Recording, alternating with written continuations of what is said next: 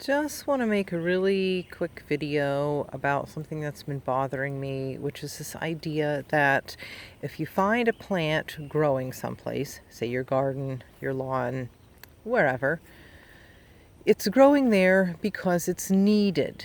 It's offering something that the land needs, and that's why it's growing there, almost as if it was called in, requested to come somehow. And I just don't think that's a really useful way of thinking about it, mainly because there are so many examples when that obviously is not true, mainly with invasive species. Not that they don't offer something to the land, but the invasive species around here, like Japanese honeysuckle or euonymus or ground ivy that I have growing everywhere, I can assure you they are definitely not needed here. They weren't here 500 years ago. The land was doing very well back then, and it's pretty obvious that they weren't needed. So now that we have, much less healthy landscapes and a lot of disturbed areas, are they needed? Well, they do provide something, which is usually just quick cover, because one thing that nature doesn't like is bare land. So yes, in that case, they're offering something. But the whole idea of plants coming in, as they're needed, I just don't think that is a really useful way of thinking of it. And I think there is a more useful way to think of it that will kind of foster more understanding of what's going on. And the way I like to think of it is, in any landscape, given the chance, the land will move from less complexity and diversity towards more complexity and diversity. That's just what happens. Imagine you have a lawn with, just made up of fine fescue, and you stop mowing, you are going to see an explosion of diversity and complexity. And that's a really easy example for a lot of people to understand, because that's what a lot of people are doing now. They're realizing that it's not very useful or healthy to have a lawn, and they're going to do something else with it, and they stop mowing and get lots of interesting plants coming in. And are those plants coming in because they're needed per se? No, not really. They're coming in because now the land is allowed to do what it wants to do, which is move toward more diversity and complexity, which is what is known as succession. That's just what happens.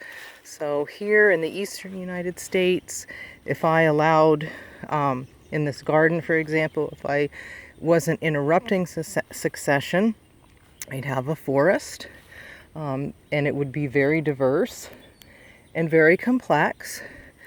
And I kind of have an artificial diversity and complexity here, because I've brought in all sorts of interesting plants, and I care for them, and I keep the weeds down, and I pull out the tree saplings to keep the whole thing interrupted.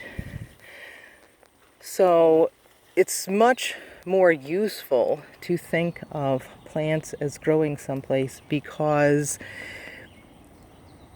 whatever is growing there is the most complex that the land can provide or produce given the circumstances. So given that a lot of places there's not enough water retained, nutrients are gone, toxins are present, whatever the case, the land is trying to recover from that, and it's doing the best it can under the circumstances. It doesn't mean if a plant is present that it's particularly necessary for succession to proceed. It's just the easiest path.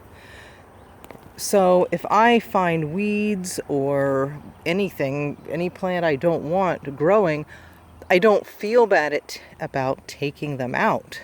I will take them out because I want to help the process of succession until I want to arrest the process of succession. And those decisions that you make on how to do that are probably 90% of permaculture as far as the growing and agriculture part of it. If I see a plant I don't want, it's not something I see as sacred, that it has to be there, it's needed. I can make the informed decision about, is it best for it to be here? Will it help succession proceed? Will it stop succession from proceeding? And how does it help me? Does it give anything to me? And those questions are very human-centric, and there's nothing wrong with that.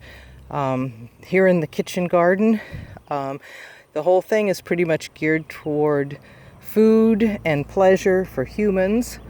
Oh, there's a hummingbird on top of the support there. I'm going to try to get a little bit closer. But as you can see, there's this wonderful side effect to all this, which is that I have hundreds of pollinators and dozens of bird species. There it is. And incredibly rich soil filled with microbial life.